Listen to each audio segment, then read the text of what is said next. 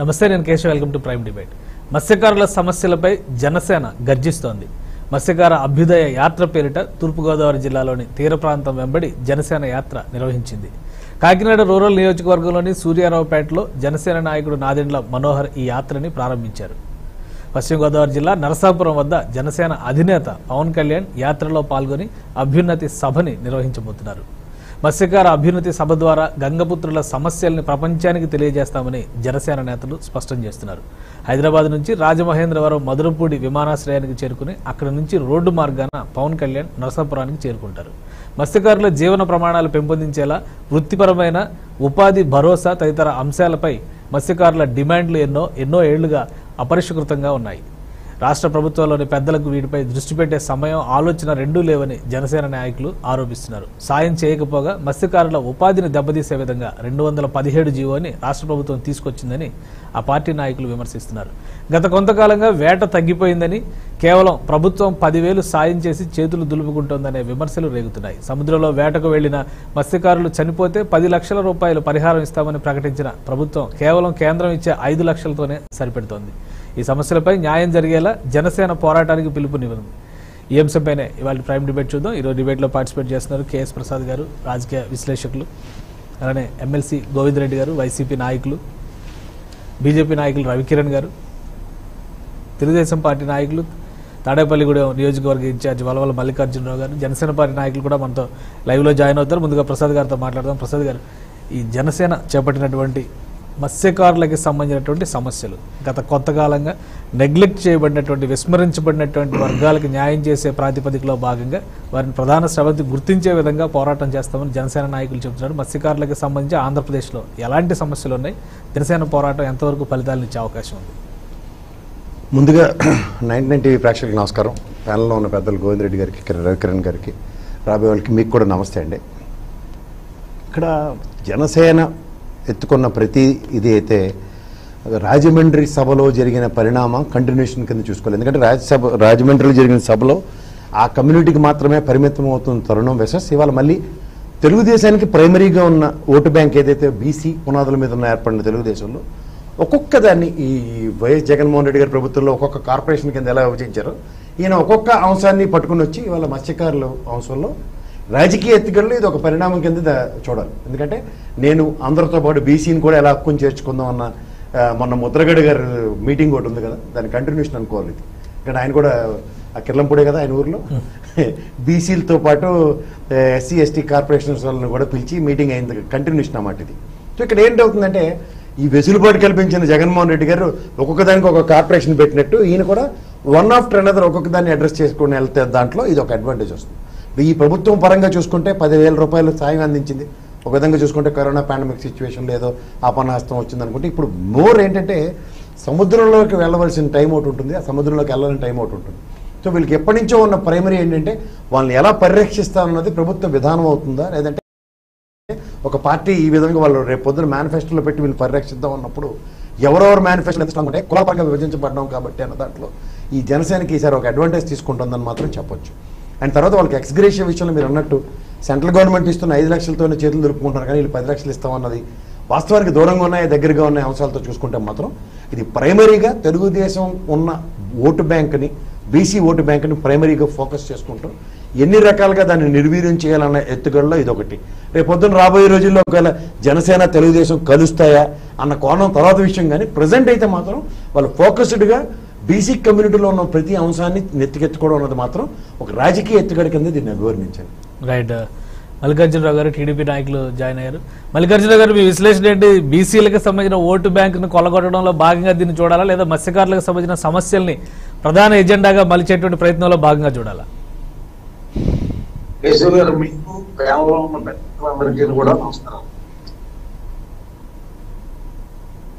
Right, చెప్పండి. రాజకీయ party రాజకీయ ఎత్తుగడలే ఎత్తదండి. ఎవరైనా రాజకీయ పార్టీ అనేది రాజకీయ ఎత్తుగడలే ఎత్తదంటే చేతులు కూర్చోరు కదండి. అందరూ ఎవరు చేయవలసిన పని వాళ్ళు చేస్తూ ఉంటారు. ఈ రాజకీయ ఎత్తుగడ కాకపోతే ఇప్పుడు ఈ మత్స్యకారులు అనేది ఒక రియల్ ఫ్యాక్టర్ ఉన్నాయి కొంత. మరి దాన్ని వాళ్ళు ఎత్తుకున్నారు. అలాగే మా పార్టీ చేయవలసిన కార్యక్రమాలన్నీ మేము చేసుకుంటున్నాం. మరి చేసేటప్పుడు ఇతర పార్టీలు చేతులు ముడుచుకుని కూర్చోవు కదా, వాళ్ళు చేసే పని వాళ్ళు కూడా చేస్తారు. అది వాళ్ళ ప్రత్యామ్నాయంగా ఎదగాలని వాళ్ళు ఆశిస్తున్నారు. తప్పే ఉంది దాంట్లోనే, అదేం తప్పుగా కాదు. రాజకీయ పార్టీ అన్న తర్వాత తప్పనిసరిగా పార్టీ ఎదగడానికి ఖచ్చితంగా ప్రయత్నం చేస్తారు. అది నా దృష్టిలో ఏది తప్పు కాదని నేను అనుకుంటున్నాను. అంటే తెలుగుదేశం పార్టీ సమర్థిస్తుందా మత్స్యకారులకు సంబంధించిన సమస్యల పైన పోరాటానికి తెలుగుదేశం పార్టీ కూడా కలిసి వస్తుందా? కలిసి వస్తాక మీరు ఎప్పటి నుంచో చేస్తున్నాం అదే మీద. ఆల్రెడీగా 2 సార్లు ఈ కాకినాడలో దీని మీద డిస్కషన్ జరగడం జరిగింది. అలాగే మా పార్టీ పెద్దలందరూ కూడా, ఈస్ట్ గోదావరిలో ఉన్న పెద్దలందరూ కూడా ఒకసారి దీని మీద ఫోకస్ చేస్తారు. నెక్స్ట్ కార్యక్రమం ఉంది. అలాగే జోన్ 2 కింద ఈ పార్లమెంట్లు కలిపి ఒక జోన్ 2 కింద పెట్టారు. ఆ జోన్ 2లో ఈ అంశం ఉంది. ఈ మత్స్యకారులు జరుగుతున్న అన్యాయం అనేది ఆ విషయం ఉందండి. మరి నెక్స్ట్ మంత్ మేము కూర్చుంటాం అందరం అన్నీ. ఆ కూర్చున్నప్పుడు తప్పనిసరిగా కోఆర్డినేటర్ అందరూ మీటింగ్ వేసి, ఆ మీటింగ్ లో మా జ్యోతి నెహ్రూ గారు వాళ్ళు ఉన్నారు, వాళ్ళందరూ నాయకులు అందరం కలిపి డెసిషన్ తీసుకుంటారు. ఆ డెసిషన్ మీద వెళ్తాం. కానీ వాళ్ళు చేస్తున్న పని మంచి పని అయినప్పుడు మనం అప్రిషియేట్ చేయాలి. కానీ వాళ్ళు ఇలా ఎందుకు వెళ్ళారు అని అనుకోవడం కరెక్ట్ కాదు. ఎందుకంటే 10 లక్షలు ఇవ్వాల్సింది సెంట్రల్ గవర్నమెంట్ 5 లక్షలు ఇస్తే మేము మా గొప్పలు చెప్పుకోవడం అనేది కరెక్ట్ కాదు కదా. 5 లక్షలు సెంట్రల్ గవర్నమెంట్ డబ్బులు ఎక్కడైనా చెప్తారా? చెప్పరు. ఇది స్టేట్ గవర్నమెంట్ ఇస్తున్నట్టు వాళ్ళ మత్స్యకారుల ముందు వాళ్ళ ముందు డాంబికం ప్రదర్శిస్తారు.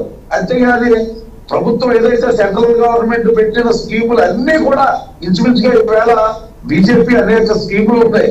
వాళ్ళు మేము చేస్తున్నామని చెప్పి వాళ్ళే చెప్పుకోలేకపోతున్నారు. రాష్ట్ర ప్రభుత్వం దానికి సెంట్రల్ గవర్నమెంట్ పేర్లు ఏం పెట్టుకోకుండా వాళ్ళే మీరే ఇస్తున్నామన్న బిల్డప్ ఇస్తున్నారు. ఈ రేషన్ బియ్యం కానీ ఉన్నాయి ఇవన్నీ కూడా ఇది దీంట్లోని. ఇవే కాకుండా ఈవేళ రాష్ట్ర ప్రభుత్వం వైఫల్యాలన్నీ ఎండగట్టడానికి మేము ప్రతి నెల 3-4 కార్యాచరణలు తీసుకుని మేము ఎదగలుగుతున్నాం. మీరు చూసే ఉంటారు. ప్రతి నెల కూడా ఏదో ఒక 2-3 కార్యక్రమాలు మా పార్టీ తరఫున ఉన్నాయి. ఆ కార్యక్రమాలు సక్సెస్ గా జరుగుతున్నాయి. రైట్ రవికిరణ్ గారు, కేంద్రం తీసుకొస్తున్నటువంటి పథకాలని చెప్పుకోలేని స్థితిలో ఉందా? జనసేన చేస్తున్నటువంటి పోరాటానికి బీజేపీ అండగా నిలుస్తుందా? కేశవ్ గారు, ముందుగా మీకు తోటి ప్యానలిస్టులకి 990 విశ్వలందరూ శుభ సాయంత్రం అండి. వాస్తవంగా మత్స్యకారుల యొక్క పరిస్థితి దశాబ్దాలుగా నెగ్లెక్ట్ చేయబడ్డారండి. చాలా ఈ రోజు కూడా, ఎందుకంటే మాది కాకినాడే కాబట్టి మా యొక్క జిల్లాలో మా నియోజకవర్గంలో కూడా ఉంది. మేము అన్ని చూసుకుంటాం. ఎంత దయనీయమైన పరిస్థితి ఉంటుందంటే అసలు దానిలో అడుగు పెడితే అసలు ఒక డ్రైనేజ్ ఉండదు, ఒక పరిస్థితి ఉండదు. ఎన్నిసార్లు నేను కాకినాడ నగర అధ్యక్షుడు ఉన్నప్పుడు కూడా వారి యొక్క దానికి ధర్నాలు చేసాం, పట్టాలు ఇప్పించాం చేసాం. అయితే ఇంకా చాలా చేయవలసి ఉంది. ఇది కొంత సమయం పట్టేది. అయితే దశాబ్దాలుగా ఏ ప్రభుత్వం అన్నా సరే నెగ్లెక్ట్ చేశారని మాత్రం చెప్పక తప్పదు కేశవ్ గారు. ఇది మనకి కోస్టల్ తీరం, గుజరాత్ తర్వాత దేశంలో అతిపెద్ద కోస్టల్ తీరం ఉంది. మనకి మత్స్య సంపద మీద శతాబ్దాలుగా మనం ఒక వెలుగొరిగాం. అయితే స్వతంత్రానంతరం మనం అటువంటి మార్గాలు, సరైనటువంటి చర్యలు తీసుకోలేకపోయాం. అయితే ఇప్పుడు ఈ ప్రభుత్వం కూడా కొంతవరకు అడుగులు ముందుకు వేస్తుందని తప్పదు. ఇప్పుడు ఈ రోజు సమస్యలు ఇవ్వాలంటే పోగొడవ సమస్యలు. ఇప్పుడు ఓకే, వైసీపీ పార్టీ యొక్క మేనిఫెస్టో మనం చూస్తే వారు ఇచ్చినటువంటి 2019 మేనిఫెస్టోలో మత్స్యకారులకి ఒక బ్లాక్ కేటాయించారు. దానిలో మొదటి అంశం జగన్మోహన్ రెడ్డి గారు చెప్పింది ఏంటంటే వేట విరామ వృత్తి. ఏప్రిల్ మే మాసాల్లో ఫిష్ బ్రీడింగ్ టైం, పిల్లలు పెట్టే టైం కాబట్టి ఆ టైంలో వేట చేస్తే మనకి మత్స్య సంపద అంతా కోల్పోతాం. అందుకని వేట విరామం ప్రకటిస్తారు. వేట విరామం ప్రకటిస్తే మరి వాళ్ళకి జీవన వృద్ధి ఏంటి, ఎలాగా చేయాలని చెప్పేసి గత ప్రభుత్వం టీడీపీ ప్రభుత్వ హయాంలో 2000 ఇచ్చారు, ఆ తర్వాత 4000. అయితే ఆ సమయంలో కూడా వేట విరామ సమయంలో డబ్బులు వచ్చేవి. వేట విరామం అయిపోయిన 5-6 నెలల తర్వాత ఇచ్చాయి. నేను కూడా అనేక మార్లు కలెక్టర్ గారితో మాట్లాడితే ఇసలు బేట విరామం టైంలో ఇవ్వకూడదు తర్వాత ఎప్పుడు ఇస్తే ఈ గుర్తెందుకు అని చెప్పి గొడవ పెట్టిన సందర్భాలు ఉన్నాయి. అయితే ఈ ప్రభుత్వం ఏమన్నారు, మీరు రాగానే 10,000 ఇస్తా ఉన్నారు. వెరీ గుడ్, వాళ్ళు ఇస్తున్నారు కూడా, 10,000 కూడా ఇస్తున్నారు. దాన్ని నేను ప్రభుత్వాన్ని అభినందిస్తాను. అయితే దానిలో మళ్ళీ కండిషన్స్. ఇటీవల ముగిసిన అసెంబ్లీ సమావేశంలో కూడా వైసీపీ పార్టీ ఎమ్మెల్యేలే, నేను అది లైవ్ లో కూడా చూశాను, ఆ యొక్క ఎమ్మెల్యేలే మంత్రి గారిని సిదిలి అప్పలరాజు గారు నిలదీశారు. అయ్యా మీరు 10,000 ఇస్తున్నారు బానే ఉంది, కానీ దానిలో చాలా కండిషన్స్ పెట్టేశారు. ఫలానా ఆటో మిత్ర వస్తే ఇవ్వట్లేదు, లేదా అమ్మఒడి వస్తే ఇది ఇవ్వట్లేదు, దానికి దీనికి లింక్ పెట్టేస్తే వాళ్ళు అయిపోతారని చెప్పి చర్చ టీడీపీ పార్టీ లేదు, వాళ్ళు వాకౌట్ చేశారు మనకు తెలుసు కదా. అయినప్పటికీ చర్చ వాడి మరీ జరిగింది. అంటే సమస్య ఉంది, 10,000 రూపాయలు ఇస్తున్నారు సంతోషం, బట్ దానిలో మళ్ళీ కండిషన్స్. ఇక రెండో అంశం వాళ్ళు పెట్టింది ఏంటంటే దీంట్లో డీజిల్ సబ్సిడీ, వేటకెళ్లే బోట్లకన్నిటికీ డీజిల్ సబ్సిడీ ఇస్తామని చెప్పి అన్నారు. అయితే మత్స్యకారులందరూ ఏమనుకున్నారంటే వెళ్ళే జనరల్ గా కేశవ్ గారు వాళ్ళకి నెలకి సుమారుగా 2,000 లీటర్ల వరకు 3,000 లీటర్ల వరకు డీజిల్ ఖర్చు లోపల వేటకెళ్తారు. అయితే వాళ్ళు ఏమనుకున్నారంటే మనం ఎంత చేస్తే అంత ఓ మీటర్ పెట్టి దాని తగ్గ సబ్సిడీ ఇస్తారేమనుకున్నారు. అయితే ఈ ప్రభుత్వం ఏం ఇచ్చిందంటే జీవో ఇచ్చిందంటే కేవలం 300 లీటర్లకి అది 9 రూపాయలు, అంటే నెలకి 2,700 మాత్రమే ఇస్తాం సబ్సిడీ అని ఫిక్స్ చేసేసి, వాళ్ళు తిరిగేదేమో 3,000 లీటర్లు వాళ్ళు ఖర్చు చేస్తారు, వాళ్ళకి ఇచ్చేదేమో 300 లీటర్లు. సో ఇక్కడ మిస్ మ్యాచ్, 10% మిస్ మ్యాచ్, అదొక నిరాశ. అయితే సమయానికి ఇస్తున్నారా అంటే ఓకే ఇస్తున్నారు, మళ్ళీ ఒక క్రెడిట్ కార్డ్ లాంటిది ఇచ్చారంటే ఇంతప్పుడు అడిగారు ఒక మిత్రుడిని, ఒక కార్డు లాంటిది ఇచ్చారు, దాంట్లో వేస్తున్నారట. అయితే జనవరిది ఈ సంవత్సరం జనవరి మాత్రం రాలేదండి, ఎందుకు మరి ఆగిపోయింది, ఇప్పుడు వరకు ఇవ్వలేదని చెప్పేసి అంటున్నారు. అదొకటి. ఇంకా మూడో అంశం వాళ్ళు పెట్టిన మేనిఫెస్టో ఏంటంటే 10 లక్షల రూపాయలు, ప్రమాద శాస్త్రం చనిపోయిన వాళ్ళకి 10 లక్షల రూపాయలు ఇస్తా అన్నారు. ఇది ఇప్పటి వరకైతే ఎవరికి రాలేదని చెప్తున్నారు. సో ఇది అమలు కావట్లేదు, ఇది ఒక ఇబ్బంది. సో మేనిఫెస్టోలో 3 పెట్టారు జగన్మోహన్ రెడ్డి గారు, 3 పూర్తిగా అమలు చేయలేకపోవడం దురదృష్టకరం. ఇంకా మిగతా విషయాలు ఒక ఫిషింగ్ హార్బర్స్, జెట్టీల యొక్క నిర్మాణం చూసుకుంటే గత ప్రభుత్వ హయాంలో చేస్తా ఉన్నారు కానీ చేసిన దాఖలాలు లేవు. అయితే ఈ ప్రభుత్వ హయాంలో మాత్రం మొదలు పెట్టారు, దానిలో ప్రభుత్వాన్ని అభినందించవలసింది. ఎందుకంటే శ్రీకాకుళం నుంచి అలాగే మా తూర్పుగోదావరి జిల్లా ఉప్పాడులో కూడా నిర్మాణం చేస్తున్నారు. దానికి ప్రధానమైన కారణం ఏంటంటే కేంద్ర ప్రభుత్వ బ్లూ రెవల్యూషన్ పథకం, అలాగే ఫిషరీస్ ఆక్వా ఇన్ఫ్రాస్ట్రక్చర్ ఫండ్, ఈ ఫండ్ కింద, అలాగే ప్రధానమంత్రి మత్స్య సంపద యోజన, ఈ 3 పథకాల కింద కేంద్ర ప్రభుత్వం నిధులు ధారాళంగా ఇచ్చి మీరు ప్రాజెక్టు పంపించండి వెంటనే సాక్షి చేస్తున్నారు. ఇప్పుడు ఇటీవల నవంబర్ 11వ తారీఖు 2020 రాష్ట్ర ప్రభుత్వం ఇచ్చినటువంటి జీవో గజెట్, రాష్ట్ర ప్రభుత్వ గజెట్ ఏంటి gazette, construction of fishing harbours in Visakhapatnam, Srikakulam, Prakasam, west Godavari at a cost of 1,580 crores, 1,580 కోట్లతో నిర్మాణం చేస్తారన్నారు. దీనిలో గజెట్ లో చెప్పారు 450 కోట్లు కేంద్ర ప్రభుత్వం FIDF అంటే fisheries and infrastructure development fund కింద గ్రాంట్ ఇస్తున్నారు. అలాగే నాబార్డ్ నుంచి 630 కోట్లు ఇస్తున్నారు. అలాగే కమర్షియల్ బ్యాంక్ నుంచి 450 కోట్లు. రాష్ట్ర ప్రభుత్వ వాటా కేవలం 49,95 మాత్రమే, అంటే 50 కోట్లు మాత్రమే. 1,580 కోట్లలో రాష్ట్ర ప్రభుత్వ వాటా కేవలం 50 కోట్లు మాత్రమే. ఓకే, తప్పలేదు, నేను తప్పట్లేదు. అయితే ఇది మొదలుపెట్టి సంవత్సరాలు అవుతున్నా సరే పనులు నష్టం నుంచి అవుతున్నాయి. అయితే స్పీడప్ చేయాలని చెప్పేసి మేమైతే కోరుతున్నాం. ఫిషింగ్ హార్బర్లు, జెట్టీల యొక్క అవసరం ముఖ్యం. ప్రభుత్వం, రాష్ట్ర ప్రభుత్వం పని ఏదైతే క్షేత్రస్థాయిలో చేస్తున్నారో అది స్పీడప్ చేయాలి, ముందుకు తీసుకెళ్లాలి. ఒకటి. ఇంకో 3వ అంశం ఏంటంటే వెస్ట్ గోదావరి జిల్లాలో ఫిషింగ్ యూనివర్సిటీ పెడతామని చెప్పేసి జగన్మోహన్ రెడ్డి గారు, ముఖ్యమంత్రి గారు నవంబర్ 21, 2020 అంటే నవంబర్ 21 మత్స్యకార దినోత్సవం, ఆ రోజు మత్స్యకారులతో మాట్లాడుతూ జగన్మోహన్ రెడ్డి గారు ఇచ్చిన స్టేట్మెంట్ ఏంటి, పశ్చిమ గోదావరి జిల్లాలో ఏపీ ఫిషరీస్ విశ్వవిద్యాలయం ఏర్పాటు చేయడానికి ఆర్డినెన్స్ జారీ చేశామన్నారు. ఆర్డినెన్స్ జారీ చేసి 15 నెలలు అయింది కేశవ్ గారు. ఇప్పటి వరకు దాని మీద ఎటువంటి కదలిక లేదు, అసలు ఏ అంగుళం కూడా కదలలేదు. మరి ప్రభుత్వం దాని మీద శ్రద్ధ తీసుకొని ముందుకు వెళ్ళవలసిన అవసరం ఉంది.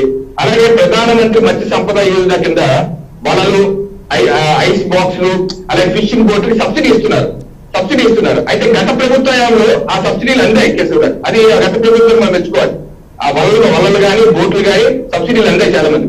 అయితే ఈ ప్రభుత్వం వచ్చాక మాత్రం ఎవరికి ఎటువంటి సబ్సిడీలు రావట్లేదు, ఇది పక్కదారి పట్టిపోతున్నాయని చెప్పి ఆరోపణలు ఉన్నాయి. సో ఇటువంటి చెక్ చేసుకుంటా వెళ్ళి అయితే వారి యొక్క వేటకి ఇబ్బంది లేకుండా, లేకపోతే ఇటువంటి జట్టీలు, అలాగే రాష్ట్ర ప్రభుత్వం ఏంటి ఆక్వా హబ్ అంటే కన్స్ట్రక్షన్ ఆఫ్ ఫిషింగ్ అంటే చేపలమ్మే మార్కెట్ చిన్నది కాదు, హబ్.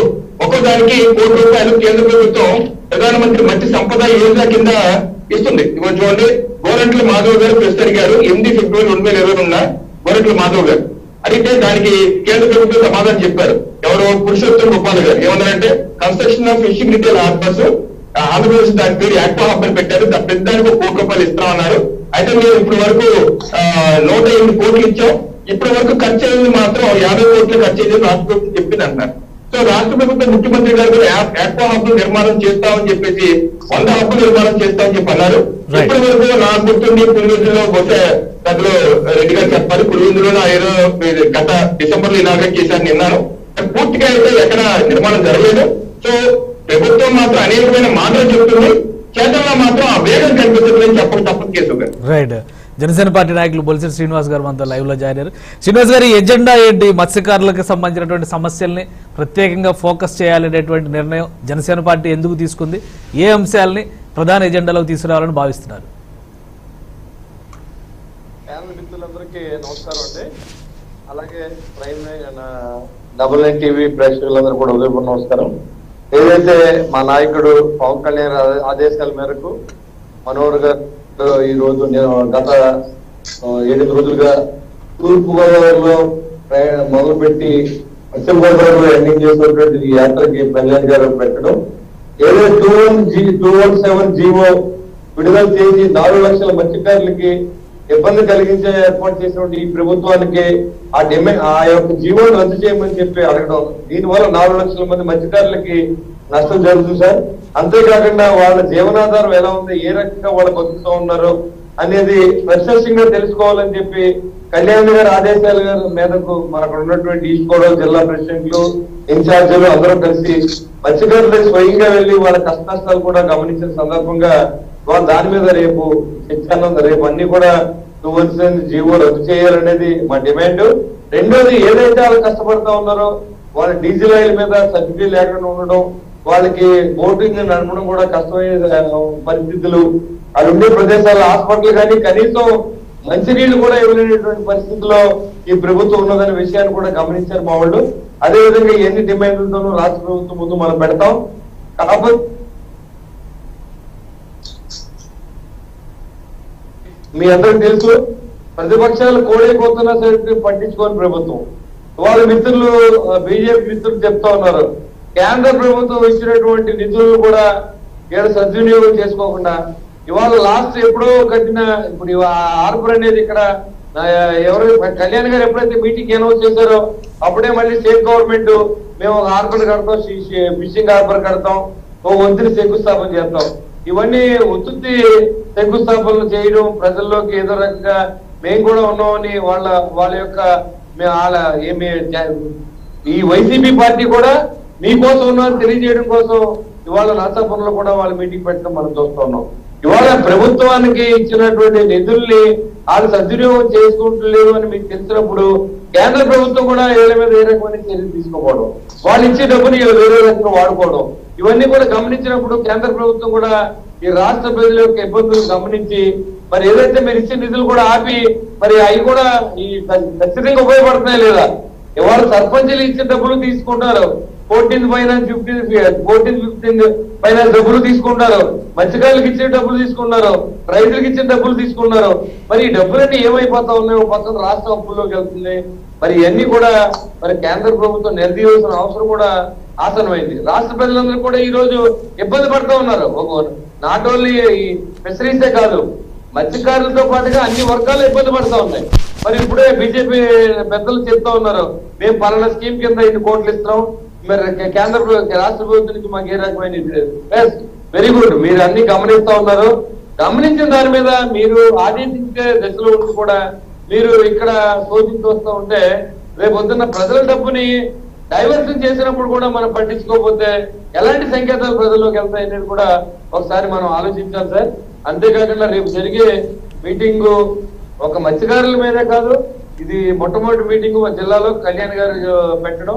ఈ మధ్యకాలంలో ఎన్నికలు అయిన అనంతరం ఇది మొట్టమొదటిసారిగా జిల్లాకు ఒకసారి రావడం. అంతేకాకుండా ఇవాళ కరోనా దృష్ట్యా కొంత దూరంగా ఉండడం, కరోనా తగ్గింది కాబట్టి ఈ రోజు ప్రజా సమస్యల మీద పోరాటానికి ఆయన పూర్తిగా టైం ఇవ్వడం, అందరికీ పార్టీలో శ్రేణులందరూ ఉత్తేజపడమే కాకుండా ఈ రాష్ట్రంలో జరిగిన ఈ దమనకాండను కానీ చేసే ఇవాళ చూస్తా ఉన్నాం. ఆయనే సమస్య పెడతాడు, ఆయనే తీసేస్తూ ఉంటాడు. దీని సైకో ప్రభుత్వం తిమ్మింగళం లాంటి ఎమ్మెల్యేలందరూ రోడ్డు మీద వదిలి మొత్తం అంతా కూడా దోసుకు తిన్నటువంటి ఈ ప్రభుత్వంలో మరి ఏంటి కేంద్ర ప్రభుత్వం కూడా పట్టించుకోపోవడం అనేది నాకు కూడా ప్రశ్నగా ఉంది. ఏదంటే మీరు బీజేపీ పార్టీతో జత కడతారు, ఖచ్చితంగా కడతాం. కానీ ఈ రాష్ట్రంలో జరిగే అవినీతి మీద కూడా మాట్లాడాలని కూడా మేమే చెప్తాం. ఎందుకంటే మా మిత్రపక్షం అయినప్పుడు కూడా తెలిసి తెలియ కొన్ని తప్పులు ఆలోచించు, మంచి చేయొచ్చు, అయినప్పుడు కూడా మనం గుర్తు చేయాలి, చెప్పాలి. ఆ ఉద్దేశంతోనే మరి వాళ్ళ జనసేన పార్టీ రేపు జరిగే మీటింగ్ అంతా కూడా ఈ రాష్ట్ర ప్రభుత్వం చేసేటువంటి అవినీతిమయమైన పనుల మీద, ఇక్కడ దోచుకునే లూటీ చేసుకునేటువంటి లెక్కర్ మీద కానీ, లేదా లాటరేట్ కానీ, ఇసుక మీద కానీ, సిమెంట్ మీద కానీ ఈ రకంగా ధరలు పెంచుకుంటా పోతా ఉంది. ఓ పక్కన మనకు ప్రత్యేక హోదా ఇస్తానని చెప్పి వచ్చిన వ్యక్తులు దాని గురించి పట్టించుకోకపోవడం, ఇవన్నీ కూడా ఎందుకంటే మత్స్యకారుల మీద డిమాండ్ జరిగినప్పుడు కూడా అన్ని సమస్యల మీద కూడా రేపు మాట్లాడటం జరుగుతుంది సార్. ఎందుకంటే నేను చెప్పేది ఏది అబద్ధం కాదు. దీంట్లో వైసీపీ మిత్రులు కూడా ఉండొచ్చు. ఏ రకంగా మీరు గదిరెక్కారు, ఏ రకంగా ఎక్కిన తర్వాత మీరు ఎందుకు మర్చిపోయారు, ప్రత్యేక హోదా గురించి ఎందుకు మాట్లాడతలా, పక్కన బీజేపీ మిత్రులు చెప్పే స్కీములని మీరు ఇంప్లిమెంట్ ఎందుకు చేయట్లేదు, ఆ డబ్బులు ఏమైపోతున్నాయని కూడా మీ ద్వారా నేను వైసీపీ మిత్రులు కూడా అడుగుతా ఉన్నా. ఎందుకంటే మీరు పక్కనే ఉండి మీరు చెప్తా ఉన్నారు కదా, ఇన్ని కోట్లు, ఇన్ని వేల కోట్లు ఎలా వచ్చింది, అన్ని వేల కోట్లు అలా ఇచ్చాం, హార్బర్కి ఎంత ఇచ్చాం, స్టేట్ గవర్నమెంట్ ముందుకు రావట్లేదు అనేది ప్రజలు కూడా తెలియజేసిన అవసరం ఉంది. లేకపోతే మీతో పాటుగా కేంద్ర ప్రభుత్వంలో బీజేపీ పెద్దలు వాళ్ళతో పాటుగా మేము కూడా ఇవాళ బదనామీ పరిస్థితి కనపడుతుంది సార్. కాబట్టి వాళ్ళే అడుగుతున్నారు వైసీపీ వాళ్ళు, మీరు బీజేపీలో ఉన్నారు కదా, మీరు డిమాండ్ చేయండి అంటే మీకు మ్యాండేట్ ఇచ్చి మిమ్మల్ని ఎక్కించినప్పుడు మేము డిమాండ్ చేయడం ఏంటంటే బీజేపీని సభలో అడగాలి, రాజ్యసభలో అడగాలి, లోక్సభలో అడగాలి. ఇవన్నీ కూడా ఎందుకు మీరు ఈ డబ్బుల్ని ఖర్చు పెట్టలేకపోతా ఉన్నారు, ఈ డబ్బులు మిస్యూజ్ ఎందుకు చేస్తా ఉన్నారు అనే దాన్ని కూడా ఆన్సర్ చేయాలి. ఇవాళ మేము చెప్తున్నాం 217 జీవో ఇచ్చినప్పుడు మీ సలహాదారులంతా నిద్రపోయారా, దీనివల్ల ఎంతమంది ఇబ్బంది పడతా ఉన్నారు, సలహాదారులు మీరు లక్షల రూపాయలు, కోట్ల రూపాయల జీతాలు ఇచ్చి మీరు పెట్టుకుని రాష్ట్రానికి చేసేది ఏంటంటే సమస్య క్రియేట్ చేస్తారు, సమస్య తీర్చడానికి అందరినీ మీ కాళ్ళ దగ్గర రప్పించుకుంటారు, సినిమా టికెట్లు అంటారు, దాని డ్రామాలు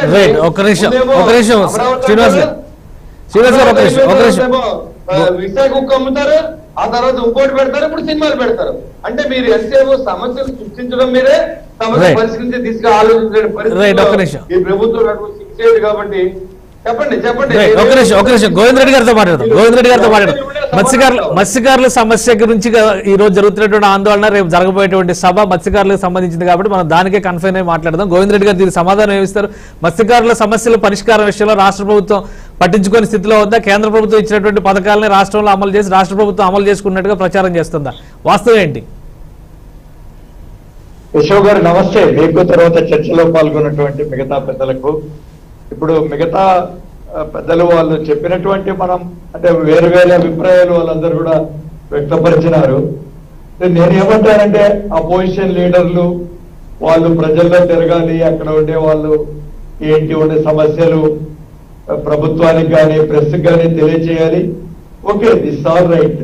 బట్ రాష్ట్ర ప్రభుత్వం, అధికారంలో ఉన్నటువంటి రాష్ట్ర ప్రభుత్వం ఈ 2.5 సంవత్సరంలో ఏం చేసింది, ఏ విధంగా మరి ప్రజలందరికీ కూడా ఎలా విధంగా మేలు జరుగుతా ఉన్నాయనేది అంటే మీరు అంటే ఇప్పుడు ఉన్నటువంటి ఈ సంక్షేమ కార్యక్రమాల్లో ముఖ్యంగా పెద్ద ఎత్తున మేలు జరిగింది అంటే గిన అన్ని వర్గాలకు కూడా, ఎందుకంటే సాచురేషన్ పద్ధతిలో ఈ నవరత్నాలు జగన్మోహన్ రెడ్డి గారు తీసుకొచ్చినటువంటి ఈ పథకాల వల్ల ముఖ్యంగా బీసీలకు పెద్ద ఎత్తున లాభం చేకూరింది. దాదాపు 62 వేల కోట్ల రూపాయలు ప్రతి సంవత్సరం కూడా మనం డైరెక్ట్ బెనిఫిట్ ట్రాన్స్ఫర్ కిందనే వీళ్ళందరికీ కూడా వెల్ఫేర్ స్కీమ్స్. దీంట్లో ఇంతకు ముందు ఇప్పుడు మొత్తం లెక్క పెడితే మీరు ప్రతి స్కీమ్ లో కూడా ఏ కుటుంబానికి ఎంత బెనిఫిట్ జరిగింది అనేటువంటిది, ఎందుకంటే పెద్ద ఎత్తున కంప్యూటరైజేషన్ తో ఏ కుటుంబానికి ఎంత పోయింది అనేటువంటి విషయంలో కూడా కరెక్ట్ గా లెక్కలు కూడా ఉన్నాయి. దరిదాపు 52% ఈ బెనిఫిట్స్ అన్ని కూడా బీసీలకు జరిగింది. అంటే దరిదాపు 32,000 కోట్ల ప్రతి సంవత్సరం. ఇప్పటి వరకు కూడా బీసీలకు కనీసం 75,000 కోట్ల రూపాయలు బీసీ వర్గాలకు మాత్రమే జగన్మోహన్ రెడ్డి గారు డైరెక్ట్ బెనిఫిట్ స్కీమ్ కింద కేశవ్ గారు ఇదంతా వాళ్ళకు లబ్ధి చేకూరినటువంటి విషయం. దీంట్లో ముఖ్యంగా మీ అందరికీ తెలుసు, ఇప్పుడు ఉమెన్ ఫోల్క్ అంతా కూడా దీంట్లో పెద్ద ఎత్తున ఏ విధంగా డ్వాక్రా గ్రూపులకు ఈ 0 వడ్డీ పథకం కానీ లేకపోతే వాళ్ళ కిందకు ముందున్నటువంటి అప్పులన్నీ దరిదాపు 25,000 కోట్ల రూపాయలు ఇదంతా రీపే చేయడం వల్ల కానీ, అదేవిధంగా ఆసరా వల్ల కానీ లేకపోతే చెవి వల్ల కానీ దీంట్లో పెద్ద ఎత్తున బీసీ వర్గాలకు మేలు జరిగింది. ఇందులో మత్స్యకారులకు కూడా వారు ప్రపోర్షనేట్ గా అక్కడ, ఎందుకంటే ఇప్పుడు ఈ స్కీమ్ లో ఎక్కడ కూడా ప్రభుత్వంలో డిస్క్రిమినేషన్ అనేది ఏమీ లేదు. కొంతమందికే ఎవరు కొంత నాయకులు లేకపోతే ఎవరికైతే పలుకుబడి ఉందో వాళ్ళకు కాకుండా నిజమైనటువంటి అర్హత ఉండి శాచురేషన్ పద్ధతిలో మేలు పెద్ద ఎత్తున జరుగుతున్నాయి. కాబట్టి ఇందులో మత్స్యకారులకు కూడా పెద్ద ఎత్తున జగన్మోహన్ రెడ్డి గారి ప్రభుత్వంలో జరిగినటువంటి మాట మాత్రం వాస్తవం. మేము రెండోది కూడా కేశవ్ గారు మొన్ననే గడ్కరీ గారు వచ్చారు, కేంద్ర మంత్రి గారు, ఏ విధంగా ఈ ప్రభుత్వాన్ని ఆయన పొగడ్తలతో ఎంత ఎంత పెద్ద ఎత్తున బాగా చేస్తున్నారనేది మనం వీక్షించాం కూడా అందరం. అంటే ఒక ప్రోగ్రెసివ్ స్టేట్ ఆంధ్రప్రదేశ్ ఇంతకు ముందు ఇబ్బందులు పడుతూ ఉన్నది విభజన చట్టంలో. విభజన కాంగ్రెస్ వాళ్ళు చేయనటువంటి దాన్ని పర్ఫెక్ట్ గా చేయనటువంటి దాని నుంచి ఇప్పుడిప్పుడే బయటపడుతున్నటువంటి పరిస్థితిని చెప్పినారు. ఏ విధంగా ఆయన అంతా కూడా స్టాటిస్టిక్స్ ఇచ్చారు. ఈ రాష్ట్ర ప్రభుత్వం కేంద్ర ప్రభుత్వం అంటెల్లో కూడా ఏ విధంగా సాయం తీసుకుంటుందో ముందుకు పోతుందో, అంటే ఆ స్కీములు డిజైన్ చేసి ఇప్పుడు మీరు సాగర్ మాల కానీ అదే విధంగా మరి భారత్ మాల కానీ ఈ స్కీమ్స్ లో కూడా, ఎందుకంటే మనకు 1000 కిలోమీటర్లు మొత్తం కూడా ఈ కోస్ట్ లైన్ ఉన్నటువంటి మన రాష్ట్రానికి ఏ విధంగా మేలు జరుగుతుందో పర్ఫెక్ట్ గా స్కీమ్స్ అన్ని కూడా రాష్ట్ర ప్రభుత్వం సాయం తయారు చేయడం, కేంద్రము రాష్ట్రాలు మధ్యన ఒక మంచి మ్యాచింగ్. అంటే ఏ విధంగా సార్ మేము రాజకీయాలు వేరు. గోవింద్ రెడ్డి గారు జనసేన నాయకులు బీజేపీకి వార్నింగ్ ఇచ్చారు, మీరేమో కేంద్ర రాష్ట్ర ప్రభుత్వాలు సఖ్యతతో పనిచేస్తున్నాయంటారు. ఏం జరుగుతుంది ఆంధ్రప్రదేశ్ కి సంబంధించి? మీరే చూశారు కదా కేశవ్ గారు, మొన్న గడ్కరీ గారు ఎంత పెద్ద ఎత్తున పొగడ్తలతో ముంచినారో జగన్మోహన్ రెడ్డి గారి గవర్నమెంట్. ఎందుకంటే దాదాపు 22,000 కోట్ల రూపాయలు నిన్న నిధులు సెంట్రల్ గవర్నమెంట్ 2.5 సంవత్సరం తెచ్చి, అంటే స్వాతంత్రం వచ్చిన తర్వాత అంటే 4,000 కిలోమీటర్లు ఉంటే మేము ఒక 4,200 కిలోమీటర్లు. అంటే వీటంటే కూడా మీరంటారు కేంద్రం ఇస్తుంది కదా మీదే, కానీ ఇది ప్రజెంటేషన్ చేయడం, కేంద్రంతో మనం గట్టిగా వాళ్ళతో కొట్లాడైనా కూడా ఇవన్నీ కూడా ఈ కార్యక్రమాలు తీసుకురావడం. మనం 5% ఉంటే మన పాపులేషన్ 5-5.5% ఉంటే కేంద్రం నుంచి 10%కు పైగా డెవలప్మెంట్ స్కీమ్స్ లో మనం రాబట్టగలుగుతున్నాం. అంటే మన దూరదృష్టి కేశవ్ గారు, నేను మీకు అంతా చెప్తున్నాను, ఈ ప్రభుత్వం వల్ల మన తలసరి ఆదాయం అదేవిధంగా మన జీడిపి జిఎస్డిపి పెద్ద ఎత్తున పెరుగుతుంది అని నేను చెప్తాను. ఇప్పుడు మత్స్యకారులకు మీరు స్పెసిఫిక్ గా అంటున్నారు, మత్స్యకారులు ఇప్పుడు మేమంతా కూడా ఒక 8 ఫిషింగ్ హార్బర్స్ ఇక్కడ కట్టేటువంటి దాంట్లో పోర్టులు మనం డెవలప్ చేస్తున్నాం. ఈ విధంగా పెద్ద ఎత్తున ఇన్ఫ్రాస్ట్రక్చర్ లో కనీసం 15%కు పైగా ఈనాడు ఇన్ఫ్రాస్ట్రక్చర్ ఆంధ్రప్రదేశ్ లో డెవలప్మెంట్ అవుతుందంటే ఒక మోస్ట్ డెవలప్డ్ స్టేట్. సార్ ఇప్పుడు మనము నిజానికి మొన్న గుడ్ గవర్నెన్స్ లో కూడా మనం చూసాం, నిజానికి కొంచెంలో మనం ముందున్నప్పటికీ కూడా ఇంకా చాలా విషయాల్లో మొదటి 10 రాష్ట్రంలో మోస్ట్ ప్రోగ్రెసివ్ స్టేట్ లో మనం కూడా 8వ స్థానంలో ఉన్నాం. ఇంకా దాన్ని ముందుకు తీసుకుపోయే దాంట్లో ముఖ్యమంత్రి గారు కేంద్రంతో ఎక్కడ కూడా చాలా సఖ్యతగా ప్రవర్తిస్తూ మనం ఈ డెవలప్మెంట్, ఎందుకంటే గత ప్రభుత్వాలు ఏ విధంగా ఆంధ్ర రాష్ట్రానికి తీరని న్యాయం చేసిందో, విభజన చట్టంలో ఏ విధంగా మనకు అన్యాయం జరిగిందో, విభజిత ఆంధ్రప్రదేశ్ మనందరం చాలా సార్లు చర్చించుకున్నాం కేశవ్ గారు. Right. దాని నుంచి ప్రసాద్ గారు. ఒక ప్రోగ్రెసివ్ రాష్ట్రంగా ముందుకు పోతున్నాం. మనందరం అప్రిషియేట్ చేయాలా. మత్స్యకారులకు కూడా పెద్ద ఎత్తున మేలు జరుగుతా ఉంది. వాళ్ళందరికీ డీజిల్ లో సబ్సిడీ ఇచ్చినాం. వాళ్ళకు స్పెసిఫిక్ గా అందరికి ఇచ్చేటట్టుగా ప్రతి కుటుంబానికి కూడా 10,000 రూపాయలు. సార్ ఎక్కడ ఏ అవసరం పడినా కూడా జగన్మోహన్ రెడ్డి గారు ఖచ్చితంగా ముఖ్యంగా బీసీ వర్గాలకు పెద్దపీట వేస్తున్నటువంటి, అందుకనే ఈనాడు బీసీలందరూ కూడా మా పార్టీ వెనక నడుస్తున్నారు. రైట్, ఒక నిమిషం ప్రసాద్ గారు. ప్రసాద్ గారు, ఈ పోటీలో ఎవరు ముందున్నారు, ఎవరు చేయి పై చేయిలో ఉంది? ఒకవైపు నుంచి జనసేన పార్టీ నాయకులేమో కేంద్రం వైఖరిని, అలానే బీజేపీ స్టాండ్ కూడా ప్రశ్నిస్తున్నారు. వైసీపీ నాయకులేమో కేంద్రంతో చాలా సఖ్యత ఉంది అంటున్నారు. ప్రధానంగా బీసీలకు సంబంధించినటువంటి సమస్యలు కానీ మత్స్యకారులకు సంబంధించి ఎజెండాగా ఈరోజు జనసేన తీసుకున్నటువంటిది 217 జీవోని అడ్డుకోవడం అనేది, దీనివల్ల ప్రజలకు నష్టం జరగడం లేదా? ప్రభుత్వం చెబుతున్న వాదన ఎంతవరకు కరెక్ట్? నేను 217 జీవో మీద ఒక హిందూ ఆర్టికల్ ఒకసారి చదివానండి చాలా రోజుల క్రితం.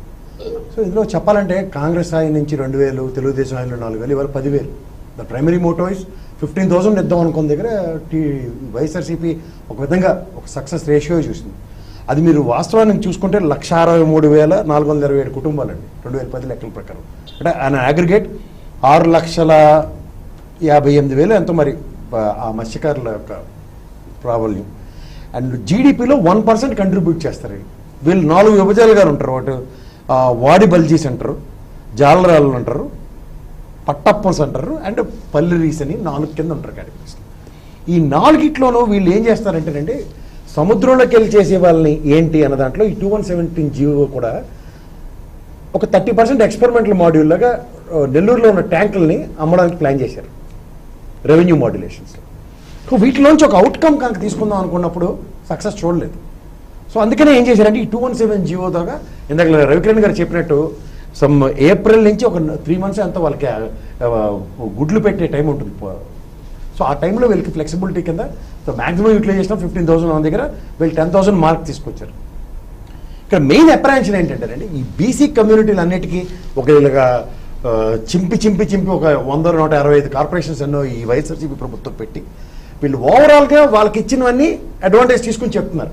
కానీ ఈచ్ కార్పొరేషన్కి ఎంత ఇచ్చారన్న దాని మీద వీళ్ళ దగ్గర వాళ్ళ స్టాటిస్టిక్స్ లేవు.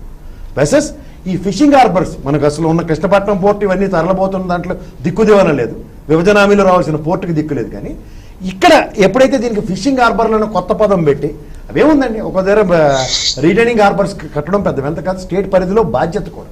ఇప్పుడు కాకినాడ పోర్టులో మన అందరికన్నా రవికిరణ్ గారికి ఎక్కువ తెలుసు. ఆ చంద్రశేఖర్ రెడ్డి గారి దౌర్జన్యం ఏకంగా జట్టిగా కట్టుకున్నాడు ఆయన స్పెసిఫిక్గాను.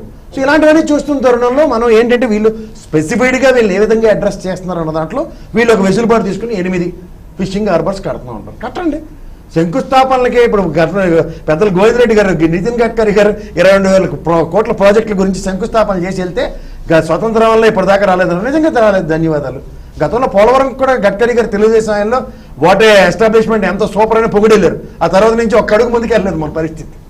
సో అంచేతంటే నితిన్ గడ్కరీ గారు, ఉమాభారతి గారు, దాని స్టాల్వర్డ్స్ ఆఫ్ బీజేపీ వాళ్ళు వచ్చి ఇక్కడ ఆంధ్ర రాష్ట్రంలో ఎప్పుడైనా పొగిడిల్లారంటే నెక్స్ట్ నుంచి ఏ పని అవదని అర్థం.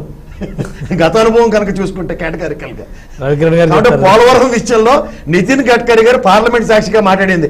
ఏం అభివృద్ధి చూపిస్తున్నారు అక్కడ ఆంధ్రప్రదేశ్లో, ఫ్లరిష్మెంట్ ఆఫ్ ద ఆంధ్రప్రదేశ్ ఈ పోలవరంలో విత్ ఇన్ నో టైం దాన్ని కంప్లీట్ చేస్తారని వెళ్ళారు. సభకి నమస్కారం. అక్కడికి వెళ్ళిన తర్వాత నుంచి మనకు ఒక్క చెంబుడు మోడీ గారు ఏవైతే ఇచ్చారో మట్టి నీళ్ళు అదే మిగిలే లాస్ట్కి. కాబట్టి కనుక్కుంటారు ఏంటంటే విభజన హామీల్లో ఉన్నవి కానీ లేకపోతే రాష్ట్రానికి రావాల్సిన విషయంలో కానీ ఏదైనా ఒక పని మనం ముందు చేస్తున్నామంటే ఇవాళ జగన్మోహన్ రెడ్డి గారి ప్రభుత్వంలో చేస్తున్న 217 జీవో రద్దు అనగానే, లేదంటే ఇవాళ జన సైనికులు ఎత్తుకున్న దానికి పవన్ కళ్యాణ్ గారు చేస్తున్న దీంట్లో అవుట్కమ్ మీద మాట్లాడదాం అంటే మాత్రం 10,000 రూపీస్ సస్టైనిటీ వాళ్ళకు ఉంది. ఇచ్చారా ఇవ్వలేదా అన్న విషయం కన్నా ఆయన ఇందాక గోవిందరెడ్డి గారు 34,000 కోట్లు 34 కోట్లు చెప్పారు ఈ బీసీ సప్లాన్ అంతటికి. సరే అది ఎలకేషన్ అండి. ఎలకేషన్ ఎంత ఎక్స్పెండిచర్ చేస్తారన్న దాని దగ్గర ఎవరికైనా ఉంటే మాట్లాడుతుంది దాని మీద. ఎంతవరకు అవుతున్నాయంటే మీరు చెప్పింది నేను అందే చెప్తున్నాను. 1,63,000 కుటుంబాలు 6,50,000 దగ్గర జనాభా అండి వాళ్ళది. ఏ ప్రాతిపదిక మీద 34,000 కోట్ల ఎలకేషన్ అయ్యి ఉంటుందో చెప్పండి. 1,63,000 కుటుంబాలకి 15,000 చెప్పనేయండి, ఎంత ఎన్ని కోట్లు? మొత్తం బీసీ సార్, మొత్తం బీసీలో బీసీలో పార్ట్ ఆఫ్ మత్స్యకారులు దాని మీద వాళ్ళ అలా కదన్నా బీవిశ్రీ అని చెప్పేస్తా ఉంటారు, వీళ్ళకి ఏం తెలియదు.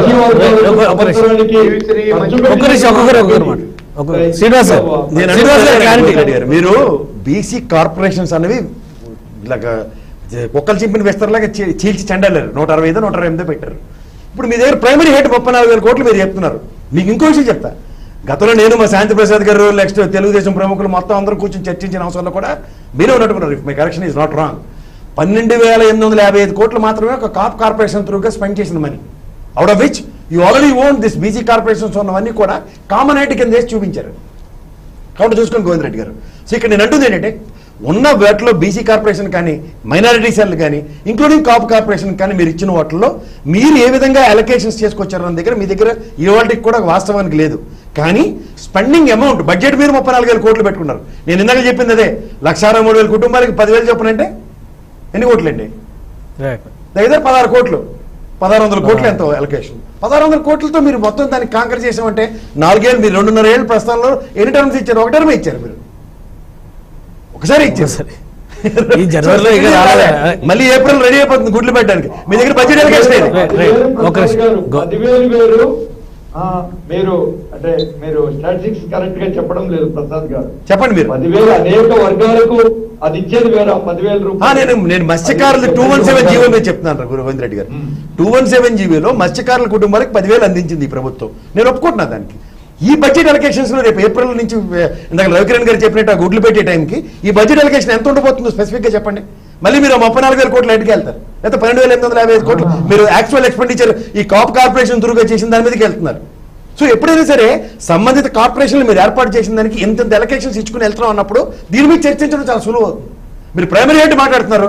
సబ్ డివిజన్ లో ఎక్స్పెండిచర్ చూసుకుంటే లాస్ట్ ఇయర్ 12,858 కోట్లు towards all corporations including co-op corporation కూడా స్పెండ్ చేశారు. ఆన్ అగ్రిగేట్ మీరు ఎన్ని కోట్లు ఇస్తున్నారండి కాప్ కార్పొరేషన్ కి?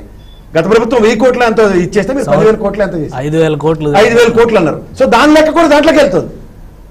సో ఇలాంటి చర్చనీయాంశం చేద్దాం అన్నప్పుడు ఎప్పుడు మీరు చేపల జారిపోయింది. ఒక్క నిమిషం గోవింద్ రెడ్డి గారు చెప్పండి. గోవింద్ రెడ్డి ప్రసాద్ గారు అయ్యా అంటే ఇప్పుడు ప్రతి సంవత్సరం కూడా మొత్తము బీసీ వరకు అంటే ఇది మీరు ఒకటి అర్థం చేసుకోవాలి ఇక్కడ. అంటే ఇంతకు ముందు ఏదో కొంతమంది మాత్రమే పలుకుబడిగా ఉన్న వాళ్ళు ఒక బీసీ కార్పొరేషన్ పెట్టేవాళ్ళము, వాళ్ళకేదో ఇంత అలాట్మెంట్ ఉండేవాళ్ళది, అది ఏ విధంగా ఖర్చు అవుతున్నది అనేటువంటిది.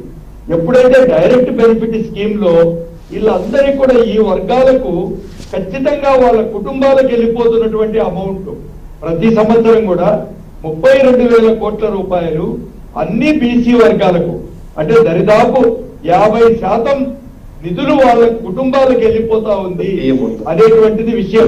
ఇది బడ్జెట్ లో పెట్టినటువంటి అమౌంట్ కాదు ఆ కుటుంబాలకు. అంటే ఇండైరెక్ట్ గా ఆ కుటుంబాలకు వచ్చేటువంటి మేలు అని చెప్పి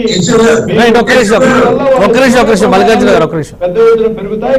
రెండోది కూడా సార్ ఏ విధంగా ఎక్స్పోర్ట్స్ ఫర్ ఎగ్జాంపుల్ ఫిష్ గాని ప్రాన్స్ గాని ఈ ఎక్స్పోర్ట్స్ కూడా చాలా 10-15% మన ఆంధ్రప్రదేశ్ లో మనం పెంచుకునేటువంటి ఇన్ఫ్రాస్ట్రక్చర్ ముఖ్యంగా ఆ విధంగా పెరుగుతా ఉంది.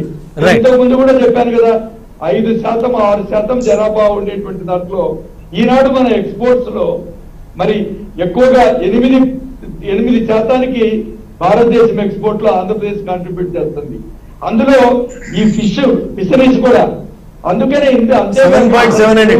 అన్ని చెరువుల్లో కూడా ఆంధ్రప్రదేశంలో వాటర్ ఫెసిలిటీ కూడా పెద్ద ఎత్తున ఉన్నాయి కాబట్టి చేపల పరిశ్రమ కూడా పెద్ద ఎత్తున ఏర్పడతా ఉన్నాయి.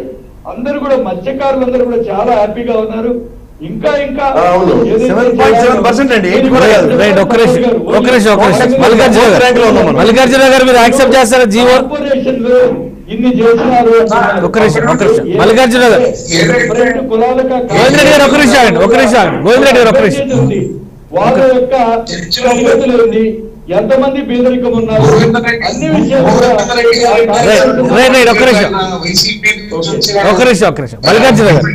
మల్లికార్జున గారు ఉంటారు. కాకపోతే ఏంటంటే ఆయన చెప్పేదానికి కొన్ని ఆన్సర్లు చేయవలసిన అవసరం. ఈవేళ 62,000 కోట్లు 2 సంవత్సరాలకి మేము చేస్తా ఉంటాం. అలాగా 2 సంవత్సరాల్లోనే ఇంచుమించుగా 2.5 సంవత్సరాలు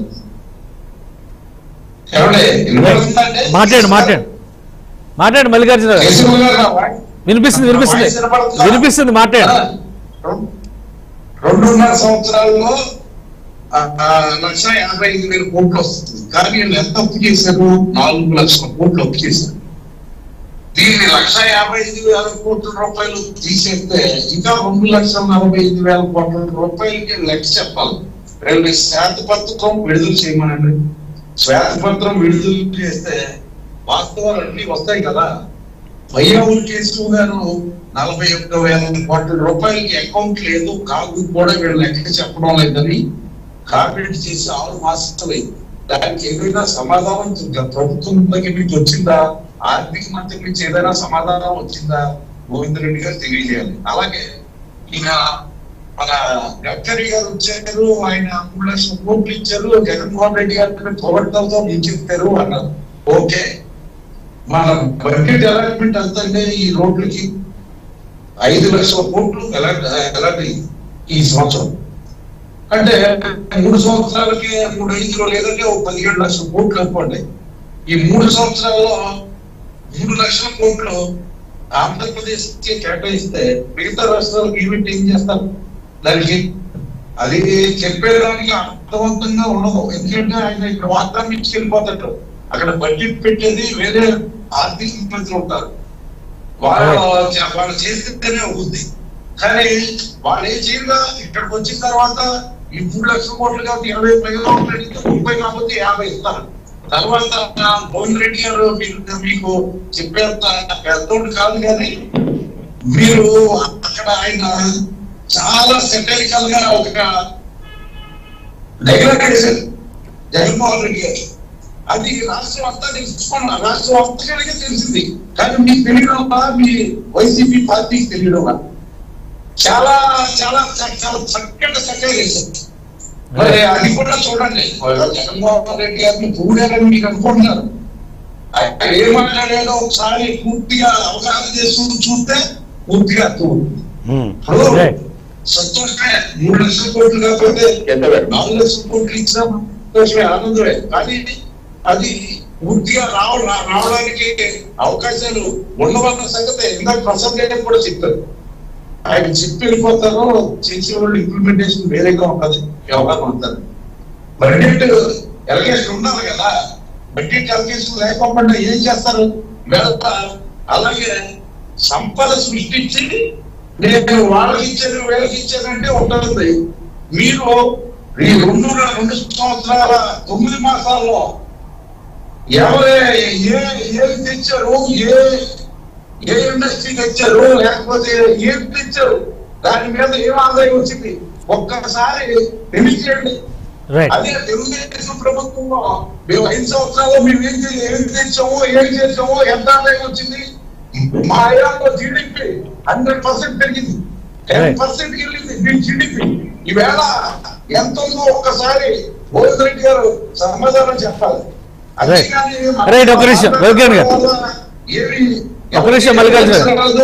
కానీ మీరు చెప్పే దాంట్లో వాస్తవాలు చెప్పండి.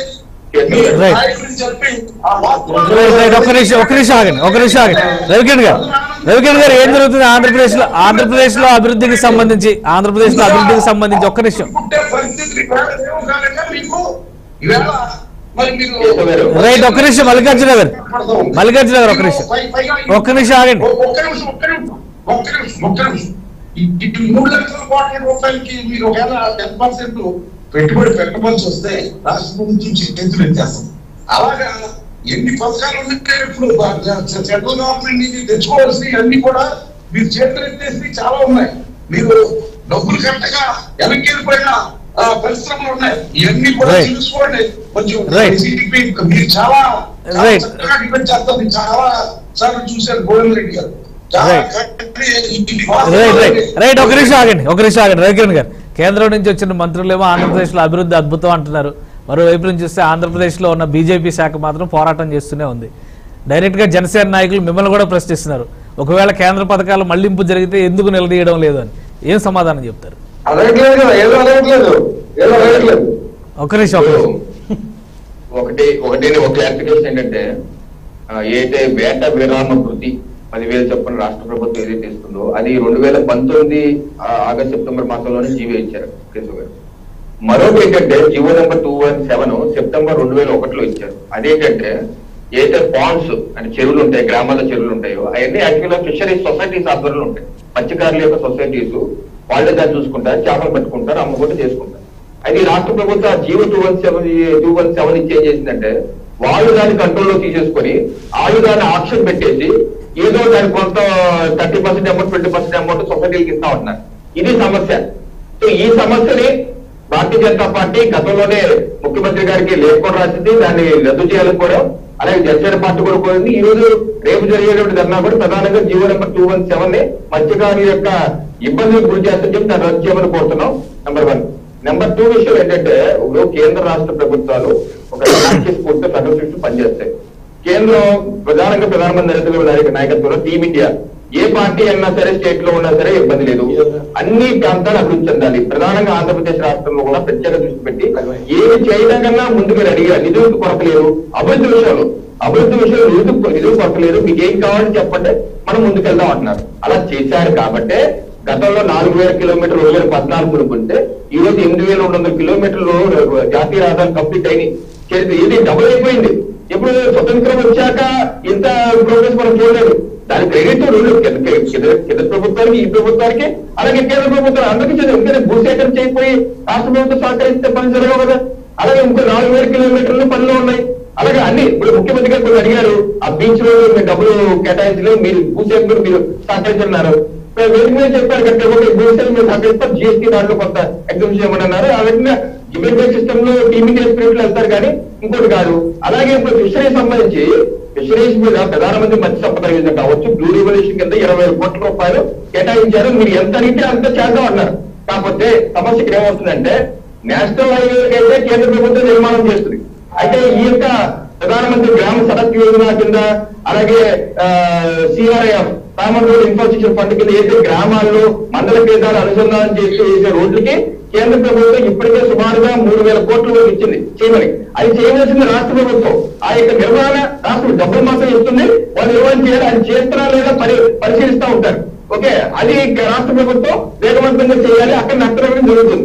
1. 2, ఈ యొక్క ఫిషింగ్ హార్బర్స్ నిర్మాణానికి ఏది కేంద్ర ప్రభుత్వం ఎదుగుతుంది, రాష్ట్ర ప్రభుత్వం పనులు వేగవంతం రాష్ట్ర ప్రభుత్వం చేయాలి. కేంద్రం డైరెక్ట్ గా చేయదు కాబట్టి రాష్ట్ర ప్రభుత్వం చేయాలి. కాబట్టి అది వేగవంతంగా చేసి దానికి కావాల్సిన రీఎంబర్స్మెంట్ తీసుకొని కంప్లీట్ చేయాల్సిన అవసరం రాష్ట్ర ప్రభుత్వం మీద ఉంది. మరో అంశం పోర్టు నిర్మాణం. ఇప్పుడు పోర్టు మనకి మేజర్ పోర్టు విశాఖపట్నం, కృష్ణపట్నం ఉన్నాయి కేశవ్ గారి ఏపీలో. కేంద్ర ప్రభుత్వం ఇంకో పోర్టు మీద నిర్మాణం చేస్తాం మాకు ఇబ్బంది అని చెప్పి అన్నారు. గత ప్రభుత్వం దుగ్గరాజపట్నం పోర్ట్ అంది, వాళ్ళు అది కాదు ఫీజిబుల్ కాదు ఇంకో పోర్టు చెప్పమన్నాం, వాళ్ళు చెప్పలేదు వెళ్ళిపోయారు. ఈ ప్రభుత్వం వచ్చాక రామాయపట్నం పోర్టు ఇస్తున్నాం మీకు అని చెప్పి కేంద్ర ప్రభుత్వానికి నేను మీకు చెప్తాను. 8/3/2021 జీవీ నరసింహారావు గారు రాజ్యసభలో అడిగారు ప్రశ్న, దుగ్గరాజపట్నం పోర్టు బదులు ఇంకేనా పోర్టు నిర్మాణం చేస్తున్నారా, దాని మీద స్టేటస్ ఏంటి అంటే మంత్రి గారు మన్సుఖ్ మాండవీయ చెప్పిన సమాధానం ఏంటంటే అవును ఈ రాష్ట్ర ప్రభుత్వం వచ్చాక ఎప్పుడైతే 29/8/2019 అంటే ఆగస్టు 29/2019 కేంద్రం లేఖ రాశారు. దుగ్గరాజపట్నం పోర్టు బదులు మీరు రామాయపట్నం నిర్మాణం చేయండి, దాని మీద మేజర్ పోర్ట్ గా చేస్తున్నాం అన్నారు. అయితే కేంద్ర ప్రభుత్వం ఓకే మేము చేస్తా ఉన్నారు. అయితే మళ్ళీ రాష్ట్ర ప్రభుత్వం ఫిబ్రవరి 2020 మరో లేఖ రాసి మేము దాన్ని మేజర్ పోర్ట్ గా కాదు మైనర్ పోర్ట్ గానే పెట్టుకొని మేమే నిర్మాణం చేసుకుంటామని చెప్పి లేఖ రాశారని చెప్పామండి. అందుకనే కేంద్రం నిర్మించేది కేవలం మేజర్ పోర్ట్ల కేసు కాదు, మైనర్ పోర్ట్ నిర్మించారు. ఇక్కడ రాష్ట్ర ప్రభుత్వం తప్పు చేస్తుంది. ఏం తప్పు అంటే మచిలీపట్నం పోర్టు కావచ్చు, రామాయపట్నం పోర్టు కావచ్చు, కాకినాడ పోర్టు కావచ్చు, శ్రీకాకుళం పోర్టు కావచ్చు, అన్ని ప్రైవేట్ పోర్ట్ గా పెట్టుకొని మేమే నిర్మాణం చేసుకుంటామని నిర్మాణం చేయకుండా టెండర్లు పిలిస్తే ఎవరు రాకుండా ఆ టెండర్లు కూడా ఎవరు కలుపుతున్నారు, మా కాకినాడ పోర్టు ఇప్పుడున్న పోర్టు అరబిందో రియాలిటీ ఎవరు మన జగన్మోహన్ రెడ్డి గారు A1 అయితే A2 విజయసాయి రెడ్డి గారి A3 అంటే మా సొంత సంస్థ. అదే కాకినాడ ఉప్పాడ దగ్గర కట్టే కొత్త పోర్టు కూడా మళ్ళీ ఆ అరబిందో రియాలిటీకి ఇచ్చారు. అంటే ఉన్న పోర్టులన్నీ వారు అన్యాయానికి ఇచ్చుకుంటూ అదేదో సొంత సంస్థగా చేసుకున్న ఇక్కడ వస్తున్న సమస్య. మీరు మేజర్ పోర్ట్ చేసి రాష్ట్ర కేంద్ర ప్రభుత్వం ఎందుకు ఎవరు అన్ని మైనర్ పోర్టులు అరబిందోకి ఎందుకు ఇస్తారు, అలాగే ఫిషింగ్ హార్బర్ జెట్టీలు తొందరగా నిర్మాణం ఎందుకు చేయరు, అలాగే మౌలిక వసతుల కల్పన. ఇప్పుడు మత్స్యకారులకు కావాల్సిన మౌలిక వసతుల కల్పన ఎలాగా కోల్డ్ స్టోరేజెస్ నిర్మాణం ఎక్కడన్నా చేసింది ఈ ప్రభుత్వం ఇప్పటి వరకు. ఈ 2.5 సంవత్సరాల్లో అలానా చోట మేము కోల్డ్ స్టోరేజ్ చేసాం చెప్పండి. ఇన్ఫ్రాస్ట్రక్చర్ మా రాష్ట్ర ప్రభుత్వం చేయవలసినటువంటి మౌలిక వసతులు మత్స్యకారుల కల్పన చేస్తున్నారా చేయటం లేదా, క్షేత్రస్థాయిలో ఎక్కడ కలపట్లేదు. దీని మీద దృష్టి సారించాలి. ఒకటి పనులు వేగవంతం చేయాలి, మీ యొక్క ఆలోచన విధానం మా వారికి దోచిపెట్టుకోవడానికి మార్చుకోవాలి, మౌలిక వసతులు మీ బాధ్యతగా చేయాలి. ఎన్ని చేస్తే గానీ మత్స్యకారుల యొక్క సమస్య పరిష్కారం కాదు. కేశవ్ గారు రైట్. శ్రీనివాస్ గారు మీరు ఒక నిమిషం మల్లికార్జున గారు ఒక నిమిషం. శ్రీనివాస్ గారు, రేపు జరగబోయే సభ ద్వారా పవన్ కళ్యాణ్ ఏం ఎజెండా ప్రకటించబోతున్నారు? మత్స్యకారులకు సంబంధించిన ప్రధానమైన సమస్య 217 జీవోకి సంబంధించి ఉపసంహరించుకునే వరకు ఈ ఉద్యమం కొనసాగుతుందా? ఈ సభ ద్వారా ఏం సందేశం ఇస్తారు? ఈ 217 జీవోని రద్దు చేయాలనేది జనసేన పార్టీ డిమాండ్ అండి. అది వాళ్ళు ఖచ్చితంగా చేయరు. నేను ఎందుకు చెప్తున్నానంటే మేము చూస్తా ఉన్నాం, ప్రతిపక్షాలు అడిగింది ఆయన చేసే ఆలోచన ఎప్పుడు ఉండదు. అది ప్రజలకు ఉపయోగపడేది అనేది ఆయన ఉండదు. ఎదరోడికి పేరు వస్తుందేమో అని చాలా ఇన్ఫియారిటీతో ఆయన ఎప్పటికప్పుడు భయపడిపోయే పరిస్థితిలో ఈ ప్రభుత్వం నడుస్తోంది. ఎందుకంటే ఇప్పుడు మనం ఒక మంచి చెడ్డని ఆలోచించడానికి కొంతమంది సలహాదారులు ఉన్నారు కదా. ఈ 217 జీవో వల్ల డైరెక్ట్ గా 1,60,000 మందికి 4 లక్షల మంది దాకా అన్యాయం జరుగుతుందనేది అక్కడ లెక్కలు చెప్తూ ఉన్నాయి. కనీసం వాళ్ళకి ఎలా అన్యాయం జరుగుతుంది ఏంటని కూడా వాళ్ళు ఆలోచించారు. ఎందుకంటే జనసేన పార్టీ అడుగుతుంది కాబట్టి. కానీ మా డిమాండ్ ఏంటంటే, మేము కనుక ప్రభుత్వంలోకి వస్తే ఖచ్చితంగా 217 జీవోని రద్దు చేస్తాం, మత్స్యకారుల కుటుంబాలకి మేము మేలు చేస్తాం. అంతేకాకుండా ఈ రోజు రాష్ట్ర ప్రభుత్వాలకు ఏదైతే ఆ తీర ప్రాంతంలో ఉన్న ప్రజలకు నీళ్లు కూడా లేవని, మంచినీళ్ళు కూడా లేవంటున్నారు కాబట్టి అది మేము సొంత డబ్బులు వేసుకునైనా సరే వాళ్ళకి మంచినీళ్ళు వచ్చే ఏర్పాట్లు కూడా అవసరం చేసే విధంగా. మరి ఏదైతే హాస్పిటల్స్ లేక ఇబ్బందులు పడుతూ ఉన్నారు, స్కూల్స్ లేక ఇబ్బంది పడుతూ ఉన్నారు, ఇళ్లు లేక ఇబ్బంది పడుతూ వీళ్ళందరికీ కూడా ఆదుకున్నంత వరకు మేము పార్టీ తరఫున ఏం చేయాలో చేస్తాం, ప్రభుత్వాన్ని డిమాండ్ చేస్తాం. మరి ఇప్పుడు రవి గారు చెప్పినట్టు ఎక్సలెంట్ గా ఆయన చెప్పింది ఏంటంటే, అన్నిటికీ మేము రెడీగా ఉన్నాం. రాష్ట్ర ప్రభుత్వం నుంచి మాకు ఏ రకమైన ఈ కోఆపరేషన్ లేదు. కోఆపరేషన్ మీన్స్ డబ్బులు టెండర్ కేకైతే ఎవరు వేయరు. దివాలా కోరు ప్రభుత్వం. ఇవాళ ఆయన గోవిందరెడ్డి గారు పెద్దలు చెప్తా ఉన్నారు 34,000 కోట్లు నవరత్నాలు అంటారు. మీ నవరత్నాలన్నీ మీ వాలంటీర్లు సెలెక్ట్ చేసినాయి. దాంట్లో మీరు అన్నారు చూసారా, అందరికీ ఎలిజిబిలిటీ ఉన్న వాళ్ళందరికీ లేదు. ఎవడన్నా తెలుగుదేశం పార్టీ చెప్తే టిక్ పెడతారు, అది బీజేపీ పార్టీ చెప్తే టిక్ పెడతారు, లేకపోతే జనసేన పార్టీ చెప్తే టిక్ పెడతారు, తీసేలయ్యి దాంట్లో ఏదో వంక పెడతారు. వాళ్ళకి కారు ఉందనో, లేకపోతే లారీ ఉందనో, లారీ డ్రైవర్ ఉందనో, ఇలాంటి ఇన్ని కోకొల్లలుగా ఉన్నాయండి. ఇప్పుడు మీరు అనుకున్నట్టుగా ఇది వైసీపీ సింపదైజర్స్ మాత్రమే తెలుసుకున్నట్టుగా పరిస్థితుల్లో మీరు వాలంటీర్ వ్యవస్థని ఏర్పాటు చేసుకున్నారు. వాళ్ళు చేసేది ఏంటి, వాళ్ళంతా ఇన్ఫ్లుయెన్స్ చెప్తూ ఉంటారు. ఎవడే పార్టీ ఎమ్మెల్యే చెప్తాడు, దాని ప్రభుత్వం ఇక్కడ లిస్ట్ తయారవుతుంది. సరే, అది మీరు మన మత్స్యకారుల మీదే మాట్లాడమంటున్నారు కాబట్టి మరి మిత్రులు ఏం చెప్పారంటే సంక్షేమం వైపే మేము చూస్తున్నాం. సంక్షేమం అనేది జరగట్లేదు సార్. సంక్షేమం అనేది పేరుకి ఇచ్చి పొద్దున్న అమ్మకి ఇచ్చి సాయంత్రం నాన్న దగ్గర నుంచి సంక్షేమం ఎలా అవుతుంది? మీరు పొద్దున్న పెట్రోల్ దగ్గర నుంచి రాత్రి మందు దాకా మీరు డబ్బులు కొట్టేస్తా ఉంటే మీరు ఇచ్చే సంక్షేమం ఏమవుతుంది? ఏ పండుగ చేసుకుంటారో రాష్ట్రం అంతా, అది కూడా పెద్దలు ఆలోచించాలి. వచ్చి మందు ఏంటి, ఇవాళ గత ప్రభుత్వాల్లో మీరు 60 రూపాయలు కమ్మిన మందుని 250 రూపాయలు అంటే 190 రూపాయలు కొట్టేస్తున్నారు మీరు వాళ్ళ దగ్గర. అది పేదల డబ్బు కదా అని అడుగుతా ఉన్నా. రాష్ట్ర ప్రభుత్వం ఇన్కమ్ అంటున్నారు, ఓ పక్కన అప్పులు చేస్తున్నారు, ఓ పక్కన రేట్లు పెంచుతున్నారు. ఏంటి మీరు చేసిన గోవిందరెడ్డి గారు ఏం చెప్తారు? గోవిందరెడ్డి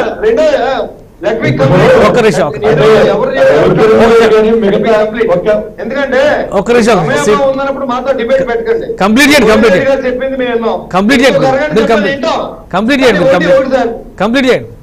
చేస్తాను. మరి మీరు ఏదైతే ఇవాళ మేము అడగలేదు, మీరే చెప్తున్నారు మేము నవరత్నాల గురించి డబ్బులన్నీ ఖర్చు పెట్టేస్తున్నాం. నవరత్నాల గురించి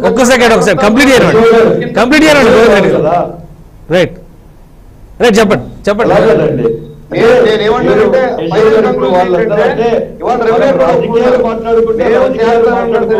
వాళ్ళు ముందుకు రావట్లేదు అనేది మనందరూ కలిసి మెల్ల వచ్చి చేయలేదు. కూడా మనం చేయలేదు. జగన్మోహన్ రెడ్డి గారు శ్రీనివాస్ గారు చేస్తున్నట్టుగా చేస్తున్నారని. అంటే మా పాలసీ అంటే వైసీపీ పాలసీ ఇంతకు ముందు కూడా మనం మాట్లాడుకున్నాం కేశవ్ గారు. అంటే మా పొలిటికల్ ఒకటి అంటే గోవిందరెడ్డి గారు 217 జీవోకి సంబంధించి ప్రభుత్వం నిర్ణయం తీసుకునే అవకాశం ఉందా? దీనిపైన వస్తున్న వ్యతిరేకతని చూసి 217 జీవోకి సంబంధించి ఇప్పుడు ఏదైనా కూడా ప్రజలకు మేలు చేయడంలో మాకు ఎలాంటి ఇబ్బంది లేదు. ప్రతి ఒక్కటి కూడా ఏది in the interest of the people ఏ జీవోనైనా ఉపసంహరించుకుంటే ఏదైనా చేస్తాం. బట్ దాంట్లో ఉండేటువంటి ఇంప్లికేషన్స్ ఏదనేటువంటి చేసిన తర్వాత ఇలా కాదు అంటే మన బీజేపీ నాయకులు మాట్లాడుతూ మీరు అరబిందోకు పోర్టు సరే ఇవన్నీ మనం మాట్లాడుకుంటే రాజకీయ మనం ప్రైవేట్ పోతున్నాము. మీరే ఎన్నో కూడా మీరు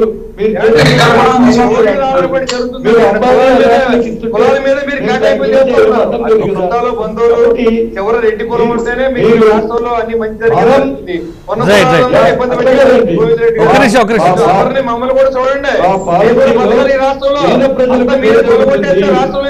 80% ప్రజలకు మేలు జరుగుతుంది. అది మీరందరూ కూడా సంతోషపడాలి. అపోజిషన్ లో ఉండేటువంటి నాయకులంతా కూడా ప్రభుత్వం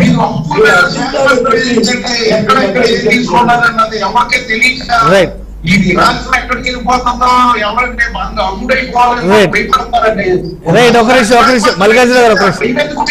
ప్రభుత్వానికి ఒక్కసారి స్వాతంత్రం విడుదల చేస్తుంది. ఎన్నో సార్లు బట్టి అడుగుతున్నాం.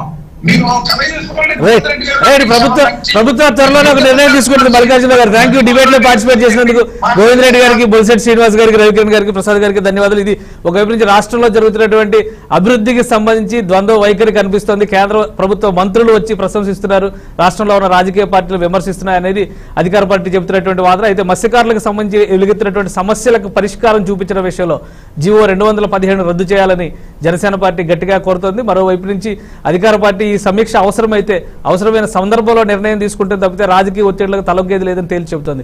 ఇది వాళ్ళ ప్రైమ్ డిబేట్. రేపొద్దున సభ ద్వారా పవన్ కళ్యాణ్ ఎటువంటి సందేశం ఇవ్వబోతున్నారు, ముఖ్యంగా మత్స్యకారులకు సంబంధించిన సమస్యలను ప్రధాన ఎజెండాగా తీసుకొస్తారని జనసేన పార్టీ ప్రకటించింది. కాబట్టి ఈ సభ ద్వారా ఎటువంటి సందేశాలు వస్తాయనేది ఎదురు చూడాల్సిందే. ఇది వాళ్ళ ప్రైమ్ డిబేట్. Keep watching.